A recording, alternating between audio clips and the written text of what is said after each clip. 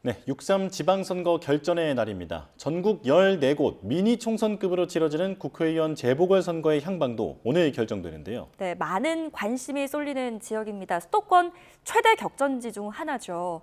경기 평택을 현장 연결해서 선거 상황 자세하게 살펴보겠습니다. 한현희 부장원 기자 전해주시죠. 네, 저희가 나와 있는 곳은 평택 고덕국제신도시에 조성된 한박산 중앙공원입니다. 저희 뒤로 새 아파트 단지들이 늘어선 모습 보실 수 있을 텐데요. 바로 인근에 세계 최대 반도체 공장 삼성전자 평택 캠퍼스가 있고 평택시청 신청사도 지어지는 평택의 중심지입니다. 국회의원 재선거가 열리는 평택의 상황, 이곳에서 정치부 부장원 기자와 함께 전해드리겠습니다. 부기자, 평택을 그동안 많이 주목받았던 곳은 아닌데 이번엔 재보궐선거 최대 격전지랑 평가가 나오잖아요. 이유가 뭘까요? 네, 우선 이번 선거에서 특히나 무엇보다 거물급, 중량급 정치인들이 무려 5명이나 나오면서 핫플레이스가 된 점이 크다고 봐야 할 것 같습니다. 우선 더불어민주당은 이재명 대통령이 직접 보수정당에서 영입했던 이른바 명픽 후보 김용남 후보를 내세웠고요. 국민의힘은 평택을에서만 내리 3선을 했던 유이동 후보가 나왔습니다. 또 다른 나머지 세 후보 역시 모두 당대표를 맡고 있습니다.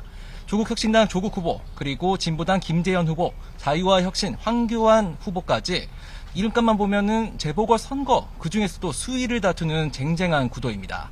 여기다 진영 내 대결이 치열하게 펼쳐지면서 선거 열기 한껏 가열됐습니다. 네, 진영별로 나누면 범여권 셋, 범보수 둘의 5파전 양상이 치열한데요. 여론조사 추이도 초박빈 접전이 이어졌습니다.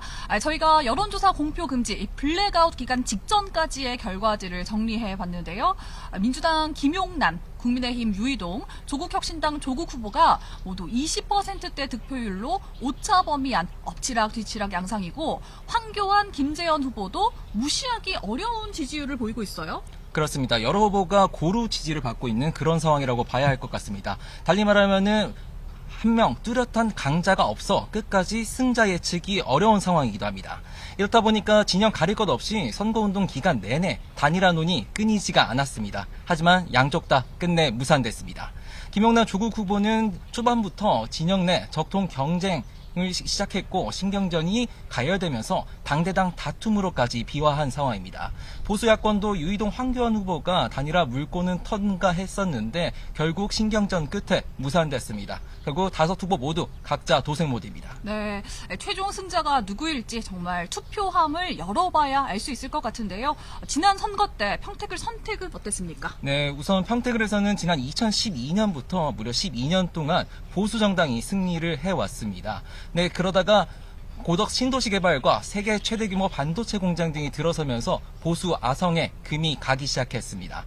지난 총선에서 민주당 이병진 전 의원이 승리를 했었는데 이후에 선거법 위반 혐의로 의원직을 상실했고 이번 재선거가 열리게 됐습니다. 네, 사전투표 참여율도 주목할 만한 포인트입니다. 평택의 사전투표율은 18.39%를 기록했습니다.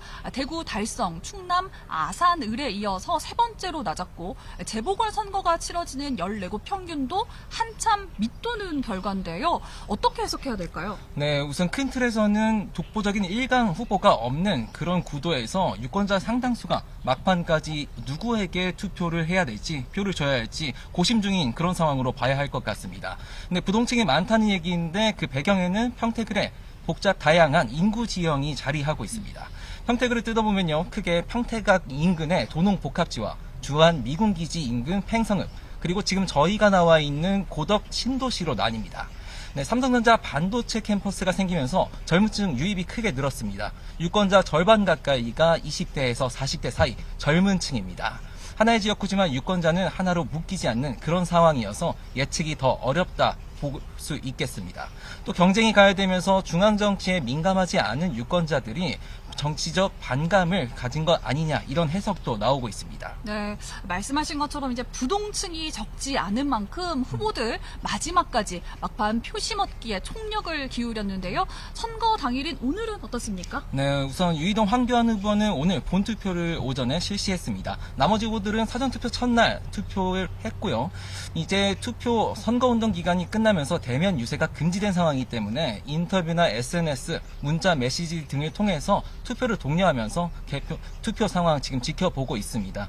이후에 저녁 무렵에 이제 개표가 시작되면은 각자 당의 개표 상황실이나 선거사무소로 모여서 개표 절차 지켜볼 것으로 보입니다. 네, 어느 곳보다 박빙을 이루고 있는 평택을 오늘 지방선거와 함께 열리는 14곳 국회의원 재보궐선거 가운데서도 가장 관심이 뜨거운 곳 아닐까 생각되는데요. 저희는 이어지는 뉴스에서 관련 소식 계속 전해드리겠습니다. 상암동 나와주십시오.